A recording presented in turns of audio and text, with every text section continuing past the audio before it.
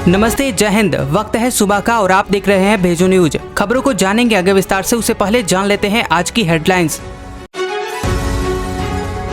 अरविंद केजरीवाल की appeal, currency पर छापी जाए लक्ष्मी गणेश की तस्वीर। न्यूजीलैंड के इतिहास में पहली बार महिला सांसदों की संख्या हुई पुरुष सांसदों से अधिक।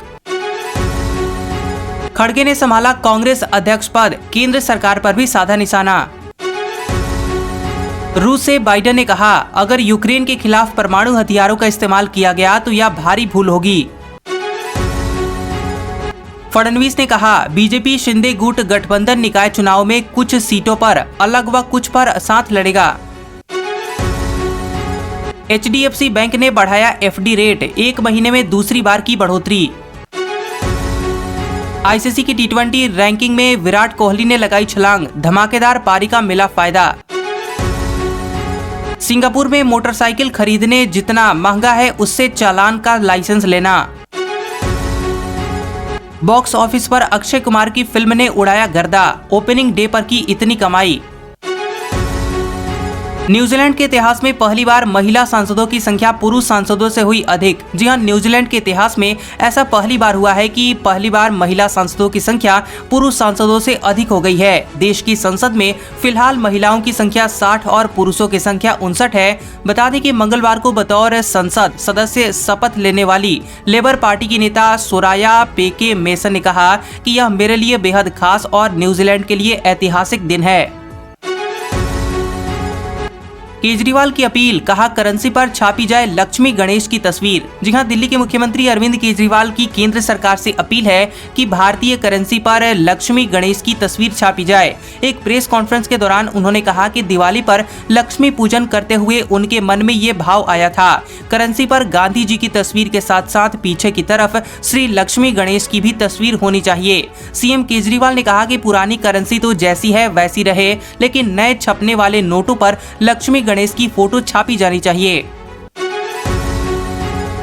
खड़गे ने संभाला कांग्रेस अध्यक्ष का पद, केंद्र सरकार पर भी साधा निशाना। जी हां, मल्लिकार्जुन खड़गे ने कांग्रेस अध्यक्ष पद की शपथ ली है। पद संभालने के बाद खड़गे ने पहली बार बतौर कांग्रेस अध्यक्ष नेताओं को संबोधित किया। खड़गे ने कहा कि मजदूर के बेटे और एक सामान्य कार्यकर्ता को कांग्रेस का अध्यक्ष चुनने के लिए आप सभी का आभार। केंद्र सरकार पर निशाना साधते हुए खड़गे ने कहा कि लोकतंत्र को बदलने की कोशिश की जा रही है। किसने सोचा था कि कभी झूठ का बोलबाला होगा।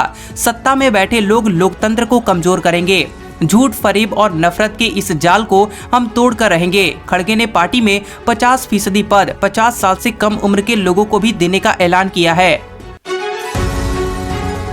रूस से बाइडेन ने कहा, अगर यूक्रेन के खिलाफ परमाणु हथियारों का इस्तेमाल किया तो यह भारी भूल होगी। जी हां, अमेरिकी राष्ट्रपति जो बाइडेन ने रूस को यूक्रेन में परमाणु हथियारों का इस्तेमाल करने के खिलाफ चेतावनी देते हुए कहा कि यह उसकी भारी भूल होगी। उन्होंने रूस द्वारा डर्टी बम के इस्तेमाल की तैयारी को लेकर प्रश्न पर कहा कि मैं गारंटी नहीं दे रहा हूं कि यह वास्तविकता को छुपाने के लिए चलाया गया कोई अभियान है या नहीं। फडणवीस ने कहा, बीजेपी शिंदे गुट गठबंधन निकाय चुनाव में कुछ सीटों पर अलग व कुछ पर साथ लड़ेगा। जी हां, महाराष्ट्र के उप मुख्यमंत्री देवेंद्र फडणवीस ने कहा कि बीजेपी और मुख्यमंत्री एकनाथ शिंदे ने शिवसेना निकाय चुनाव में कुछ सीटों पर अलग अलग और कुछ पर साथ लड़ेगी। इससे पहले अगस्त में सीएम शिंदे ने कहा था कि वह और बीजेपी साथ में निकाय चुनाव लड़ेंगे। महाराष्ट्र में BMC सहित राज्य के विभिन्न निगमों के चुनाव होने हैं। HDFC बैंक ने बढ़ाया FD रेट, 1 महीने में दूसरी बार की बढ़ोतरी। जी हां, HDFC बैंक ने FD रेट में 50 बेसिस पॉइंट्स की बढ़ोतरी की है। बैंक ने 1 महीने में यह दूसरी बार बढ़ोतरी की है।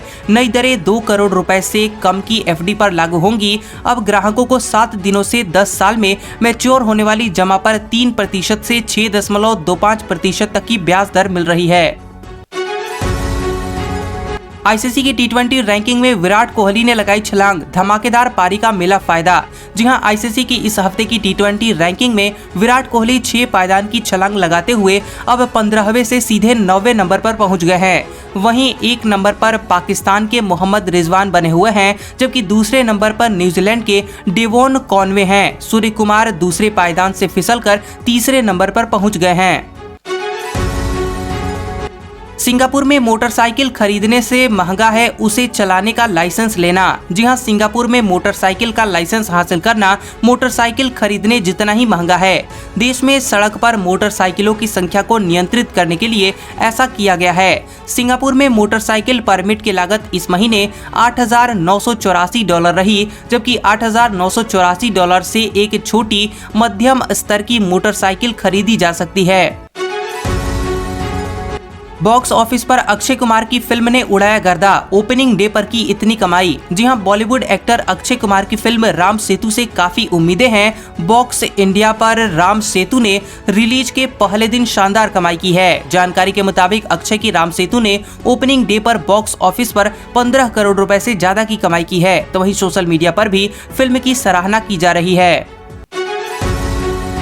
ऋषि सुनक की पीएम मोदी के साथ जल्द ही हो सकती है मुलाकात। अगले महीने इस बड़े मंच पर होंगे दोनों नेता। जी हां, जल्द ही पीएम मोदी और ऋषि सुनक की मुलाकात हो सकती है। सूत्रों के मुताबिक 15-16 नवंबर को इंडोनेशिया में होने जा रहे G20 शिखर सम्मेलन में दोनों नेताओं की मुलाकात हो सकती है। तो वहीं भारत और ब्रिटेन के बीच चल रहे व्यापार समझौते पर दस्तखत का गवाह बनने के लिए पीएम मोदी भी लंदन जा रहे हैं। यूके के पीएम ऋषि सुनक के मंत्रिमंडल में भारतीय मूल की सुएला ब्रावमैन बनी गृह मंत्री।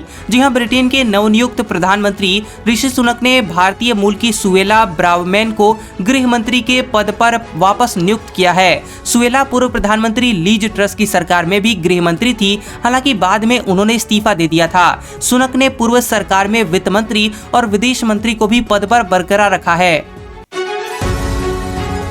27 अक्टूबर को फिर से शुरू होगी भारत जोड़ो यात्रा। 3 दिन के लिए हुई थी स्थगित।